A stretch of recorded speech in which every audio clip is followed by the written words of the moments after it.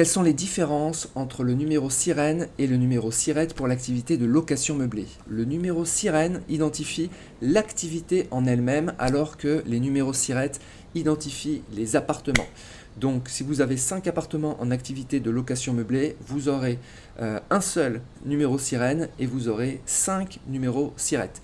Le numéro SIREN est formé de 9 chiffres et les numéros SIRET sont formés de 14 chiffres. Les 9 premiers chiffres sont les mêmes, sont identiques, c'est le numéro SIREN, et vous avez 5 chiffres additionnels qui viennent identifier de façon spécifique chaque établissement.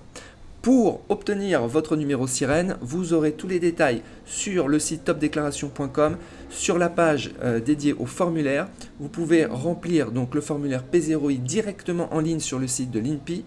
Si vous avez de nouveaux établissements, de nouveaux appartements qui viennent se rajouter à votre activité de location meublée, vous pouvez remplir le formulaire P2, P4I. Là aussi, vous aurez tous les détails sur le site topdéclaration.com. Obtenir son numéro SIREN, est-ce que c'est obligatoire en location meublée? La réponse est oui. Que vous soyez en régime microbique ou en régime réel, vous devez obtenir votre numéro SIREN. Certaines personnes qui sont en microbique n'ont pas de numéro SIREN. On peut quand même déclarer sur impôt des particuliers. Par contre, si vous êtes au régime réel, vous devez impérativement avoir votre numéro SIREN, sinon vous ne pourrez pas déclarer sur le site des impôts des professionnels, les formulaires 2033 et 2031, puisque vous devrez obtenir votre accès, vous voyez ici, numéro SIREN, pour pouvoir donc déclarer toute votre activité de location meublée.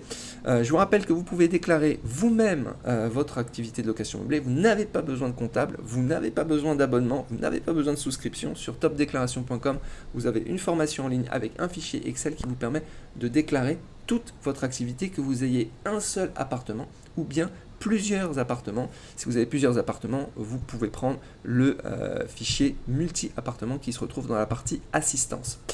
Voilà, donc on est bon. Si un cas particulier, le cas des co-exploitations.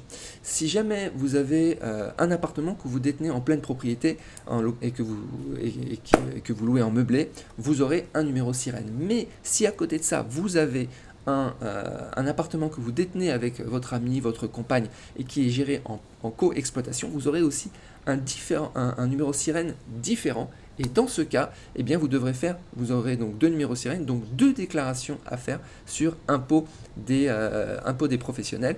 Et le résultat fiscal, qui sera la somme des deux, vous reporterez dans impôt des particuliers. Ce cas de coexploitation, j'en parle aussi dans la formation en ligne que vous retrouverez ici.